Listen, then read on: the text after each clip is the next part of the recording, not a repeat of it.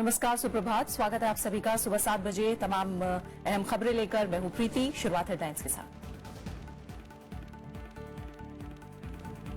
2017-18 के आम बजट में नौकरी पेशा और छोटी कंपनियों को टैक्स में बड़ी राहत, किसानों और बुनियादी ढांचे पर विशेष जोर।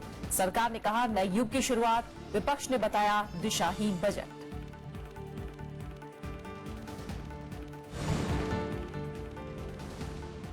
पंजाब और गोवा में चुनाव प्रचार का आखिरी दिन। 157 सीटों के लिए करीब 1400 उम्मीदवार। अखबारों में विज्ञापन देने पर चुनाव आयोग ने लगाई रोक।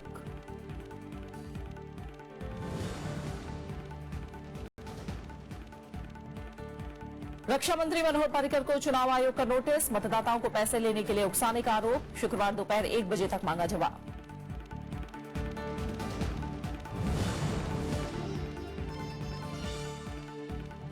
नागालैंड में स्थानीय निकाय चुनाव प्रक्रिया पर रोक। 2 प्रदर्शनकारियों की मौत के बाद फैसला। गृहमंत्री ने मुख्यमंत्री से बात कर लिया हालात का जायजा।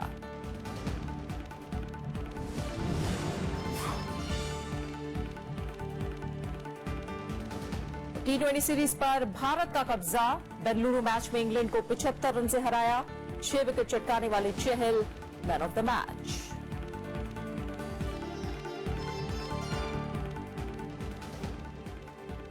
कल पेश हुए आम बजट में वित्त मंत्री अरुण जेटली ने हर वर्ग को खुश करने की कोशिश की। बुनियादी ढांचे, ग्रामीण, कृषि और सामाजिक क्षेत्र पर उनका जोर बरकरार रहा।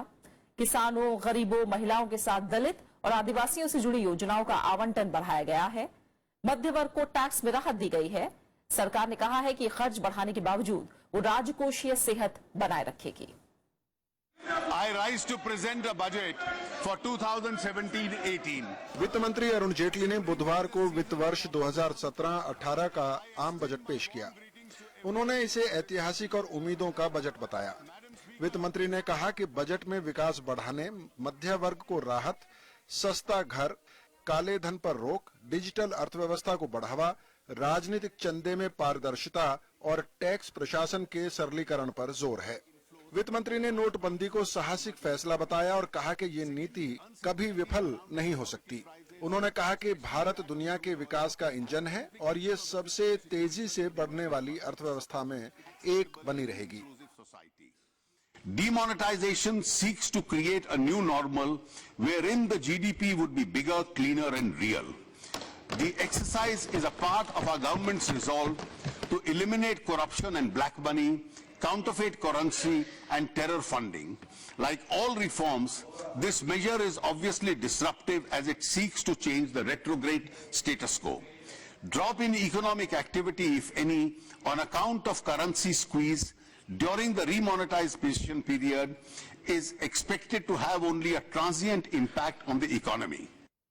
वित्त मंत्री ने अगले 5 साल में किसानों की आय दोगुनी करने का लक्ष्य रखा है।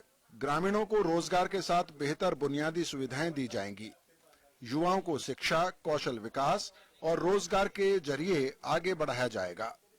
गरीबों के लिए सामाजिक सुरक्षा मजबूत होगी और 2019 तक 1 करोड़ परिवारों को गरीबी से बाहर निकाला जाएगा। वित्तीय क्षेत्र में स्थिरता बनाए रखी जाएगी। सरकारी सेवाओं को प्रभावी बनाया जाएगा। सरकारी संसाधनों का बेहतर इस्तेमाल किया जाएगा। सरकार की फ्लैगशिप योजनाओं के लिए आवंटन बढ़ाया गया है और टैक्स में राहत दी गई है। While taxation liability of people with income up to 5 lakhs is reduced to half, all other categories of taxpayers in the subsequent brackets will also get a uniform benefit of 12,500 per person. The total amount of tax foregone on this account of measure is therefore 15,500 crores. अगले वित्त वर्ष में सरकार लगभग 21.5 लाख करोड़ रुपए खर्च करेगी। राज्यों और केंद्र शासित प्रदेशों को करीब 4.25 लाख करोड़ रुपए दिए जाएंगे। राजस्व घाटा जीडीपी के 1.9% पर रहने का अनुमान है। राजकोषीय घाटा जीडीपी के 3.2% तक रह सकता है। The government has also continued with the steady path of fiscal consolidation without compromising on public investment requirements of the economy. Externally, the economy successfully weathered a number of shocks: the redemption of the FCNR deposits, volatility from the US elections, and the Fed rate hike. Budget का खास आकर्षण राजनीतिक चंदे में पारदर्शिता पर जोर रहा। अब राजनीतिक दल 2000 से ज्यादा चंदा नकद में नहीं ले सकते। रक्षा क्षेत्र के लिए इस बार 2,74,114 करोड़ रुपए का आवंटन किया गया है। इसमें पेंशन खर्च शामिल नहीं है। इनमें से 86,000 करोड़ रुपए पूंजीगत खर्चों के लिए हैं। वहीं इस बार के बजट से योजना और गैर योजना खर्च का भेद खत्म हो गया है। अब सरकार का फोकस पूंजीगत और राजस्व खर्च पर होगा। I commend the budget to this honorable house. Shyam सुंदर के साथ विशाल दहिया, राज्यसभा टीवी। चुनावी फंडिंग में पारदर्शिता बढ़ाने के लिए इस बार के बजट में बड़ा ऐलान किया गया है। अब राजनीतिक दल एक व्यक्ति से चंदे के रूप में अधिकतम 2,000 रुपए ही नकद हासिल कर सकते हैं। राजनीतिक दल अब 2,000 रुपए से ज्यादा का चंदा नकद में नहीं ले सकेंगे। इस सिलसिले में वित्त मंत्री अरुण जेटली ने बड़ा ऐलान किया है। चंदे के रूप में बड़ी रकम चेक या डिजिटल माध्यम से ली जा सकती है। जेटली ने कहा कि 70 साल बाद भी राजनीतिक दलों की फंडिंग पारदर्शी नहीं है। Even 70 years after independence, the country has not been able to evolve a transparent method of funding political parties, which is vital to the system of free and fair elections. Political parties continue to receive most of their funds through anonymous donations, which are shown in cash. निर्वाचन आयोग के सुझाव को मानते हुए सरकार ने चुनावी फंडिंग में पारदर्शिता के लिए बजट में कई प्रस्ताव किए हैं। अब राजनीतिक पार्टी एक व्यक्ति से नकद चंदे के रूप में अधिकतम 2,000 रुपए हासिल कर सकती है। राजनीतिक दल 2,000 रुपए से ज्यादा का चंदा चेक या डिजिटल मोड से ही ले पाएंगे। राजनीतिक चंदा लेने वालों के लिए बॉन्ड जारी किए जाएंगे। आरबीआई कानून में सुधार किया जाएगा, जिससे राजनीतिक चंदा लेने वाले शख्स किसी भी अधिकृत बैंक से ही बॉन्ड खरीद सकते हैं। सभी पार्टियों को आयकर कानून के तहत निर्धारित समय सीमा के भीतर रिटर्न भरना होगा। Needless to say, the existing amendments to political parties from payment of income tax would be available only subject to the fulfillment of the above conditions. This reform will bring greater transparency and accountability in the political funding while preventing future generation of black money. अभी तक राजनीतिक दलों को 2,000 से कम के चंदे को घोषित करने से छूट मिली हुई थी। अब इन दलों को 2,000 से ज्यादा के मिले हर चंदे का हिसाब रखना होगा। Bureau report, Rajya Sabha TV. आम बजट में सरकार ने मध्यम वर्ग के आयकर दाताओं को बड़ी राहत देने की घोषणा की है। इन छूटों के बाद अब 3 लाख तक की आय पर कोई टैक्स नहीं देना होगा। बजट में 2.5 से 5 लाख तक की आय वालों की टैक्स दर को 10 से घटाकर 5% करने का प्रस्ताव किया गया है। अगर आपकी सालाना आमदनी 3 लाख रुपए तक है तो अब आपको कोई कर नहीं देना होगा। बजट के नए प्रावधानों के मुताबिक ऐसा हो पा रहा है। सरकार ने 3 से 5 लाख तक की आमदनी पर बड़ी राहत दी है। नए कर ढांचे के मुताबिक 3 लाख रुपए की आमदनी पर कोई कर नहीं लगेगा। 2.5 से 5 लाख रुपए तक 5% की दर से आयकर देना होगा। पहले ये दर 10% थी, जबकि 5 लाख से 10 लाख पर 20% और 10 लाख से ऊपर की आमदनी पर 30% कर चुकाना होगा। वित्त मंत्री के मुताबिक इससे सरकार को 15,500 करोड़ रुपए के राजस्व का नुकसान हो सकता है। I therefore propose to reduce the existing rate of taxation for individual assessees between the income 2.5 lakhs to 5 lakhs to 5% instead of the present rate of 10%. वित्त मंत्री ने ऐलान किया कि 5 लाख तक की आय वालों को इनकम टैक्स रिटर्न दाखिल करते वक्त सिर्फ 1 पेज का फॉर्म भरना होगा, जबकि पहली बार रिटर्न भरने वालों को 1 साल तक स्क्रूटनी से छूट मिलेगी। 50 लाख तक के आयकर पर 10% और 1 करोड़ पर 15% सरचार्ज पहले की तरह ही जारी रहेगा। I propose to levy a surcharge of 10% of tax payable on this category of individual whose annual taxable income is between 50 lakhs and 1 crore. The existing surcharge of 15% on people earning more than 1 crore will continue. वित्त मंत्री ने बताया कि देश में महज 3 करोड़ 70 लाख लोग ही आयकर रिटर्न दाखिल करते हैं। इनमें से भी 99 लाख लोग अपनी आमदनी 2.5 लाख रुपए से कम दिखाते हैं, यानी वो आयकर के दायरे से बाहर हैं। Bureau report, Rajya Sabha TV. केंद्र सरकार टैक्स चोरी और बैंकों का लोन लेकर भागने वालों पर शिकंजा कसने के लिए नया कानून बनाने पर विचार कर रही है। बजट भाषण में वित्त मंत्री अरुण जेटली ने कहा कि कानून से बचकर फरार होने वाली ऐसी कई घटनाएं हुई हैं। अरुण जेटली ने ऐसे हालात से निपटने और देश छोड़कर भाग जाने वालों की संपत्ति जब्त करने के लिए नया कानून बनाने की बात कही है। In the recent past, there have been instances of big-time offenders, including economic offenders, fleeing the country to escape the reach of law. We have to ensure that the law is allowed to take its course. Government is therefore considering introduction of legislative changes and even a new law to confiscate the assets of such persons located within the country till they submit to the jurisdiction of the appropriate legal forum. Needless to say, all necessary constitutional safeguards will be followed in this regard. संसद में आम budget पेश करते हुए वित्त मंत्री अरुण जेटली ने ग्रामीण भारत पर खासा जोर दिया। उन्होंने कहा कि अगले 5 साल में किसानों की आय दुगनी हो जाएगी। वित्त मंत्री ने कृषि और दुग्ध उत्पादों को बढ़ावा देने के लिए कई नई घोषणाएं की। वित्त मंत्री अरुण जेटली ने कहा कि नाबार्ड के मार्फत छोटे और सीमांत किसानों के लिए अगले 3 वर्षों में 1900 करोड़ रुपए खर्च किए जाएंगे। उन्होंने दुग्ध उत्पादों के प्रसंस्करण के लिए डेयरी प्रोसेसिंग इंफ्रा फंड बनाने का ऐलान किया। कृषि क्षेत्र और ग्रामीण क्षेत्र में इस बार 24% बढ़ोतरी की गई है।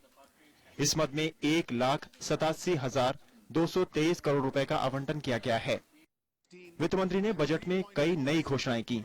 Agricultural credit in 2017 and 18 has been fixed at a record level of 10 lakh crores.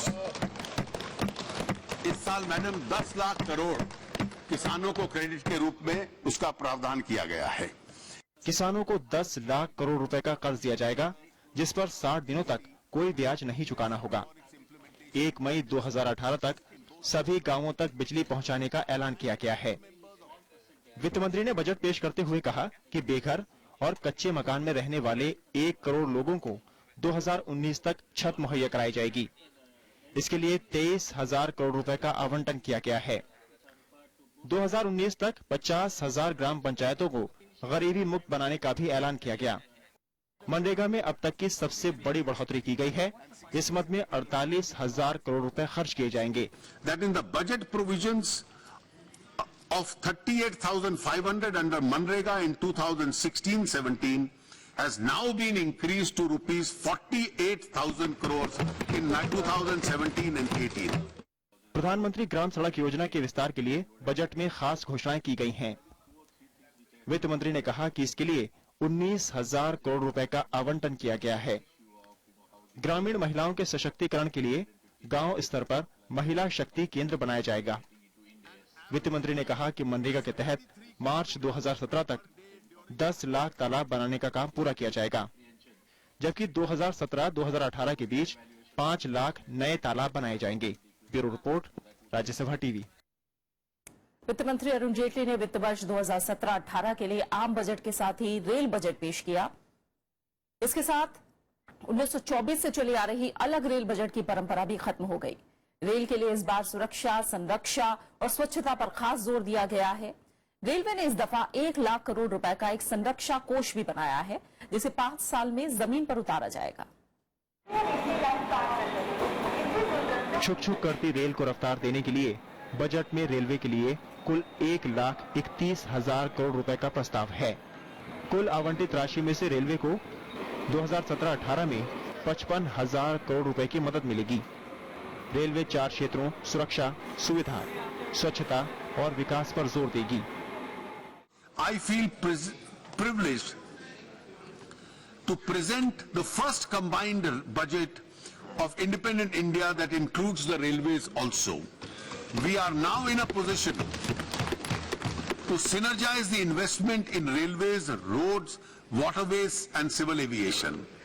For 2017-18, the total capital and development expenditure of railways has been pegged at 1,31,000 crores. And for finance... वित्त मंत्री ने railway के लिए कई योजनाओं की घोषणा की, जिसमें रेल कोच से जुड़ी शिकायत दूर करने के लिए कोच मित्र सुविधा का प्रस्ताव है। 25 रेलवे स्टेशनों के पुनर्विकास और 500 स्टेशनों को दिव्यांगों के लिए सुविधाजनक बनाने का लक्ष्य है। वहीं 7,000 रेलवे स्टेशनों पर सौर ऊर्जा की व्यवस्था होगी। ब्रॉड गेज लाइनों पर 2020 तक मानव रहित लेवल क्रॉसिंग को खत्म किया जाएगा। रेल यात्रियों की सुरक्षा के लिए 1 लाख करोड़ रुपए का राष्ट्रीय रेल सुरक्षा कोष का प्रावधान भी है। 2019 तक सभी रेलवे कोच में बायो टॉयलेट बनाने और 3500 किलोमीटर नई रेल लाइनों का निर्माण करने की योजना है। IRCTC के जरिए ई टिकट बुकिंग पर सेवा कर खत्म कर दिया गया है। SMS से क्लीन माई कोच सर्विस की सुविधा भी शुरू होगी। बड़े शहरों में यातायात को सुविधाजनक बनाने के लिए नई मेट्रो रेल नीति की घोषणा की जाएगी। Railways will focus on 4 major areas. 1, passenger safety. 2, capital and development works. 3, cleanliness. And 4, financial and accounting reforms. For the first time in railway history, 1 lakh crore of railway safety fund, and that was the amount which was given to finance minister. So exactly the same amount that I had asked for, requested for, is 1 lakh crore. Budget में वित्त मंत्री ने कहा कि पर्यटन और तीर्थ यात्रा के लिए स्पेशल ट्रेनें चलाई जाएंगी। कृषि उत्पादों की ढुलाई के लिए विशेष व्यवस्था की जाएगी। रेल कंपनियों को शेयर बाजार में लिस्ट किया जाएगा। वित्त मंत्री अरुण जेटली ने कहा कि रेल किराए और माल भाड़े का निर्धारण लागत, सेवा की गुणवत्ता, सामाजिक जिम्मेदारी और प्रतिस्पर्धा के आधार पर किया जाएगा। Bureau report, Rajya Sabha TV. आम बजट के बाद कुछ चीजें महंगी और कुछ चीजें सस्ती हुई हैं। आइए जान लेते हैं इस बार कौन सी चीजें खरीदने पर आपका बजट बिगड़ सकता है और कौन सी चीजों तक आपकी पहुंच आसान हुई है। वित्त मंत्री ने बजट भाषण में वैकल्पिक ऊर्जा से जुड़े सामान को टैक्स में छूट का ऐलान किया। सौर ऊर्जा बैटरी और पैनल बनाने में काम आने वाले सोलर टेम्पर्ड ग्लास को सीमा शुल्क से छूट दी गई है। शुल्क में कमी की वजह से पवन चक्की, प्राकृतिक गैस और बायोगैस सस्ती होगी। साथ ही ऑनलाइन भुगतान में इस्तेमाल होने वाले POS मशीन, RO मशीन, चमड़े का सामान, नायलॉन और निकल सस्ते होंगे। सर्विस टैक्स में छूट की वजह से पार्सल करना और रेल टिकट खरीदना भी सस्ता होगा। Railways will offer competitive ticket booking facility to the public at large. Service charges on e-tickets booked through IRCTC will be withdrawn. हालांकि उत्पाद और सीमा शुल्क बढ़ने से मोबाइल फोन, पान मसाला, तंबाकू, सिगरेट, LED बल्ब, चांदी का सामान, hardware, silver foil, dry fruits और चांदी के गहने महंगे हो जाएंगे। The National Housing Bank will refinance individual housing loans of rupees 20,000 crores in 2017 and 18. Thanks to the surplus liquidity created by demonetization, the banks have already started reducing their lending rates, including those for housing. वित्त मंत्री ने aluminium अयस्क पर 30% आयात शुल्क लगाने का ऐलान किया है। मोबाइल फोन में इस्तेमाल होने वाले प्रिंटेड सर्किट बोर्ड पर 2% शुल्क लगाया गया है। LED बल्ब के कलपुर्जों पर 5% सीमा शुल्क और 6% प्रतिपूर्ति शुल्क लगाने का प्रस्ताव किया गया है। Bureau report, Rajya Sabha TV. प्रधानमंत्री नरेंद्र मोदी ने आम बजट को सबके सपने पूरे करने वाला बताया है। उन्होंने कहा कि बजट से रोजगार के साथ गांव और शहरों के विकास में मदद मिलेगी। वित्त मंत्री अरुण जेटली ने कहा कि बजट में ग्रामीण इलाकों और ढांचागत परियोजनाओं पर जोर दिया गया है। प्रधानमंत्री नरेंद्र मोदी ने बजट को भविष्य का बजट बताया है। उन्होंने कहा कि इस बार भी फोकस किसान, खेती, गांव, दलित और वंचित हैं। प्रधानमंत्री ने कहा कि मध्य वर्ग को राहत दी गई है और डिजिटल अर्थव्यवस्था पर सरकार का जोर है। कृषि क्षेत्र, ग्रामीण क्षेत्र, सामाजिक कल्याण, इंफ्रास्ट्रक्चर, इन सभी क्षेत्रों में एक विशेष ध्यान आकर्षित करता है। निवेश बढ़ाने और रोजगार के नए अवसर पैदा करने की दृष्टि से सरकार की जो प्रतिबद्धता है वो इस बजट में साफ साफ नजर आती है। वित्त मंत्री अरुण जेटली ने कहा कि सरकार ने जो रास्ता तय किया है उस पर आगे बढ़ती रहेगी। उन्होंने कहा कि जो योजनाएं शुरू की गई हैं उन्हें मजबूत किया जाएगा। कृषि क्षेत्र और ग्रामीण क्षेत्र में विकास के लिए पैसा डालना और अधिक से अधिक साधन उसमें डालना, ये सबसे बड़ी प्राथमिकता थी। जो सरकार की योजनाएं सफल हो रही हैं, जो सक्सेस स्टोरीज हैं, उनके ऊपर बिल्ड करना। वित्त मंत्री ने राजनीतिक दलों के चंदे में पारदर्शिता पर जोर दिया और कहा कि जो बॉन्ड जारी होंगे उन पर चंदा देने वालों का नाम नहीं होगा। Donor and the donee will get a tax exemption. A donor will get a deduction, the donee, that's the political party, will get a tax exemption. Provided the returns are filed by the political party. वित्त मंत्री ने कहा कि budget का focus ग्रामीण इलाकों और infrastructure पर है। उन्होंने कहा कि सड़कों से लेकर ग्रामीण अर्थव्यवस्था में निवेश बढ़ाकर रोजगार के नए अवसर पैदा किए जाएंगे। विशाल दहिया के साथ ब्यूरो रिपोर्ट, राज्यसभा टीवी। विपक्षी दलों ने बजट को दिशाहीन बताया है। कांग्रेस उपाध्यक्ष राहुल गांधी ने कहा कि इसमें गरीबों और युवाओं की अनदेखी की गई है। आम बजट को लेकर विपक्षी दलों ने निराशा जताई है।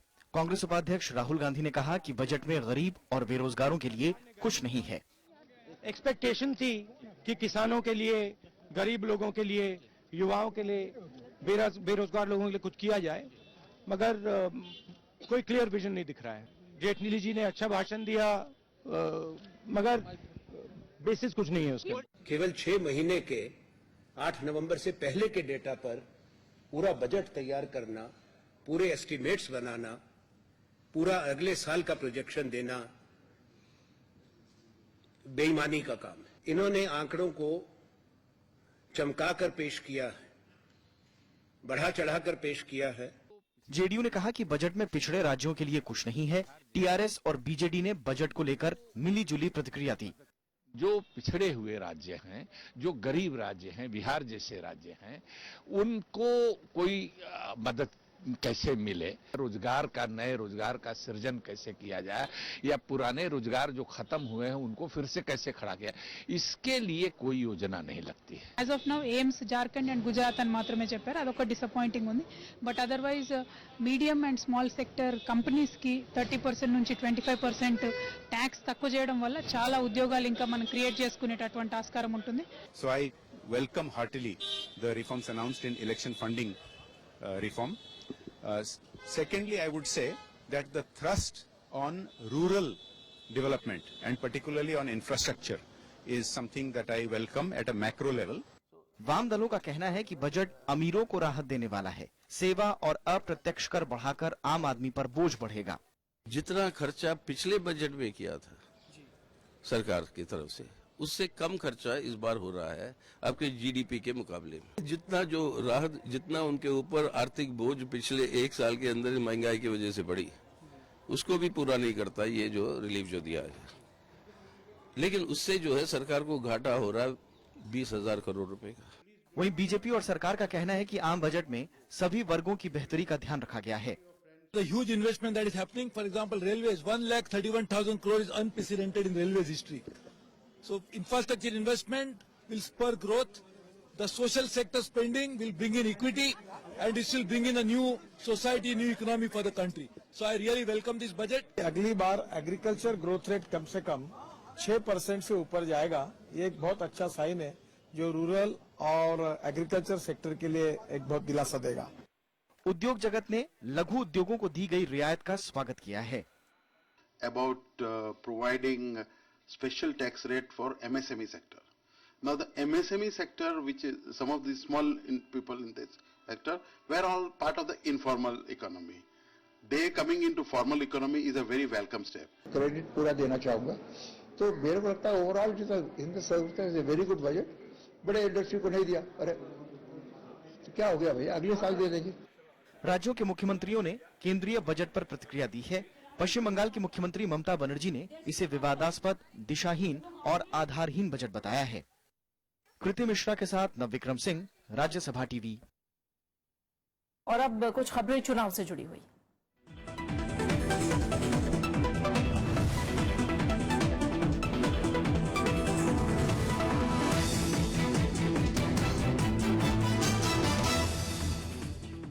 पंजाब और गोवा में चुनाव प्रचार आज शाम थम जाएगा। दोनों ही राज्यों में शनिवार को वोट डाले जाएंगे।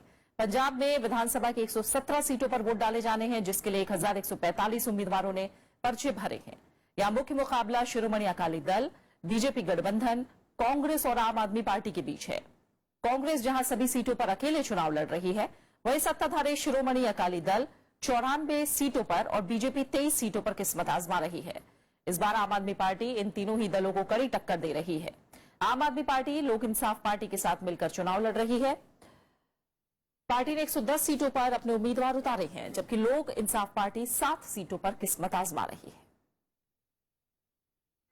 वहीं गोवा में भी आज चुनाव प्रचार का आखिरी दिन है। यहां 40 सीटों पर 251 उम्मीदवारों ने नामांकन पत्र दाखिल किए हैं, जिसमें 19 महिला उम्मीदवार शामिल हैं। राज्य में 11 लाख मतदाता 4 फरवरी को इनकी किस्मत का फैसला करने वाले हैं। यहां मुख्य मुकाबला बीजेपी, कांग्रेस और आम आदमी पार्टी के बीच है। कांग्रेस ने जहां 37 उम्मीदवार उतारे हैं, वहीं बीजेपी 36 सीटों पर चुनाव लड़ रही है। आम आदमी पार्टी 39 सीटों पर चुनाव लड़ रही है। वहीं शिवसेना ने 3 और महाराष्ट्र गोमांतक पार्टी ने 25 सीटों पर उम्मीदवार उतारे हैं। दोनों ही राज्यों में 11 मार्च को मतगणना का काम होगा। वहीं चुनाव आयोग ने एहतियातन दोनों राज्यों में अखबारों में चुनावी विज्ञापन देने पर रोक लगा दी है। रक्षा मंत्री मनोहर पर्रिकर मुश्किल में फंसते नजर आ रहे हैं। गोवा में दिए गए एक बयान पर चुनाव आयोग ने उन्हें नोटिस भेजकर जवाब मांगा है। मनोहर पर्रिकर ने मतदाताओं को दूसरे दलों से पैसे लेने और बीजेपी को वोट देने के लिए कहा था। आयोग ने पहली नजर में इस मामले को आचार संहिता का उल्लंघन माना है। गोवा फॉरवर्ड पार्टी और आम आदमी पार्टी के संयोजक अरविंद केजरीवाल ने आयोग में पर्रिकर की शिकायत की थी, जिसके बाद आयोग ने इस मामले में नोटिस जारी किया। मनोहर पर्रिकर को कल दोपहर तक आयोग में अपना जवाब दाखिल करना है। इससे पहले ऐसे ही एक विवादित बयान के मामले में आयोग अरविंद केजरीवाल पर सख्त रुख दिखा चुका है। आयोग के निर्देश के बाद केजरीवाल पर एफआईआर दर्ज हो चुकी है।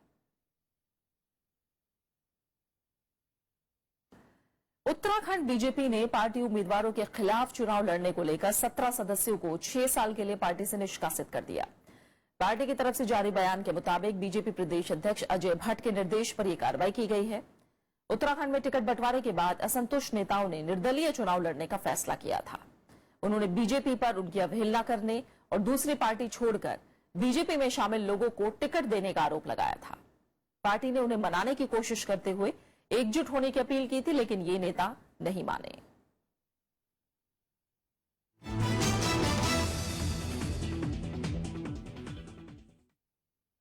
नागालैंड सरकार ने 12 शहरी निकायों में चुनाव की प्रक्रिया पर रोक लगा दी है। सरकार ने यह कदम चुनाव के विरोध में हुई हिंसा में 2 लोगों की मौत के बाद उठाया है। चुनाव बुधवार को होने वाले थे, लेकिन दीमापुर और लोंगलेंग जिलों में पुलिस के साथ हुई झड़पों में 2 प्रदर्शनकारियों की मौत हो गई, जबकि कई लोग घायल हो गए।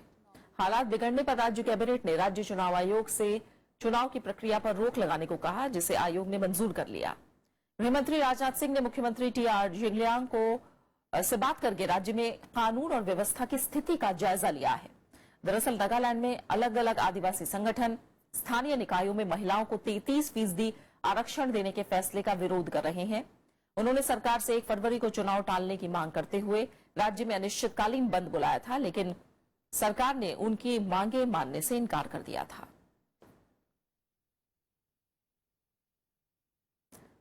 अब बात करते हैं क्रिकेट की।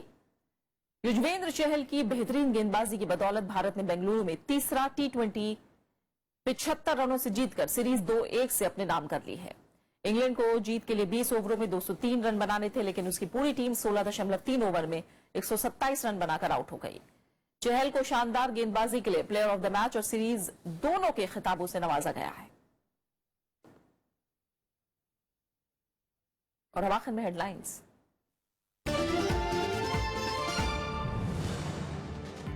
दो 2017-18 के आम बजट में नौकरी पेशा और छोटी कंपनियों को टैक्स में बड़ी राहत। किसानों और बुनियादी ढांचे पर विशेष जोर। सरकार ने कहा नए युग की शुरुआत। विपक्ष ने बताया दिशाहीन बजट।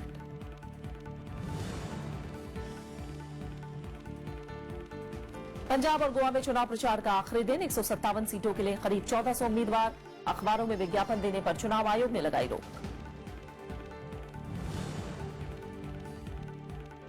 रक्षा मंत्री मनोहर पर्रिकर को चुनाव आयोग का नोटिस। मतदाताओं को पैसे लेने के लिए उकसाने का आरोप।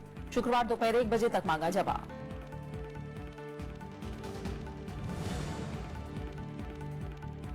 नागालैंड में स्थानीय निकाय चुनाव प्रक्रिया पर रोक। 2 प्रदर्शनकारियों की मौत के बाद फैसला। गृहमंत्री ने मुख्यमंत्री से बात कर लिया हालात का जायजा।